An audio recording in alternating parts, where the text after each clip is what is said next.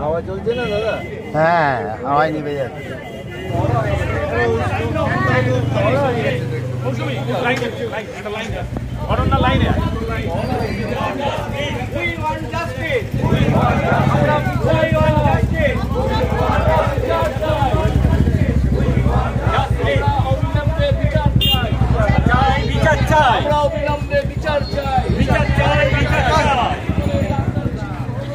বিচার চাই। আমাদের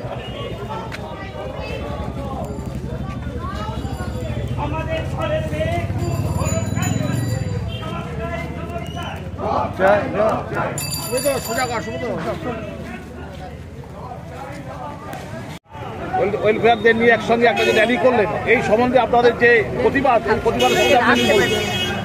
প্রথম কথা হচ্ছে যে ঘটনা আরজি করে ঘটে গেছে, সেই ঘটনা ভারতবর্ষে কোনোদিন হয়েছে বলে আমাদের জানা নেই। এর নিন্দা করার ভাষা আমাদের আর রাখার জায়গা নেই। আমরা মর্মাহত, দুঃখিত, এবং আমরা আমাদের ডক্টর ফ্রেটার্নিটি টোটাল অল ইন্ডিয়াতে এভরিবডি ইজ প্রোটেস্টিং। খুব ভালো লাগছে যে সাধারণ মানুষ যেভাবে আমাদের পাশে দাঁড়িয়েছেন, তারা সত্যিকারের ডাক্তারকে তাদের নিজস্ব বন্ধু হিসেবে তারা নিয়েছেন, এবং আজ এর প্রতিবাদ আস্তে আস্তে আগুনের মতো ছড়িয়ে পড়বে। শুধু ইন্ডিয়াতে নয়, পৃথিবীর প্রত্যেকটা দেশে ছড়িয়ে পড়বে। এবং আমার মনে হয় যে এই প্রতিবাদ চলা উচিত। আজ শুধু ডাক্তার নয়, প্রতিটা মানুষের যেন সুরক্ষা থাকে, প্রতিটা নারীর যেন সুরক্ষা থাকে, তবেই জানবো যে আমাদের সার্থকতা। এভাবে জঙ্গলের জিনিস হয়ে যাচ্ছে, জঙ্গলে পশু এইভাবে মানুষকে খায়, কিন্তু মানুষ মানুষকে খায়। এটা আমরা প্রথম দেখলাম স্বাধীনতার পরে।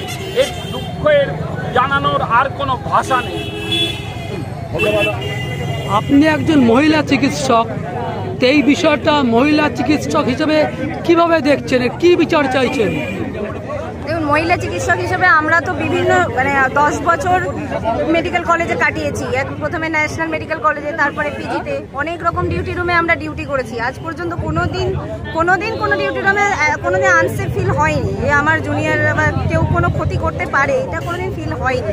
আজকের পরিস্থিতি কেমন হচ্ছে সত্যি আমরা জানি না, কিন্তু এই ঘটনাটা ভীষণ ভীষণ দুর্ভাগ্যজনক, ভীষণ ন্যাক্কারজনক ঘটনা। এর মানে কোনো তুলনা হয় না। আপনারা নিরাপত্তাহীনতায় ভুগছেন পুরোপুরি। এখন আমরা নিরাপত্তাহীনতায় ভুগছি।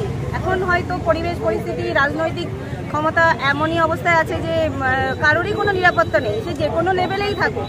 সে একটা সাধারণ মানুষ হোক, সে ডক্টর হোক, সে হয়তো কোনো পাইলট হোক, কোনো হায়ার কর্পোরেট জবে আছে, তার কারোরই কোনো নিরাপত্তা নেই।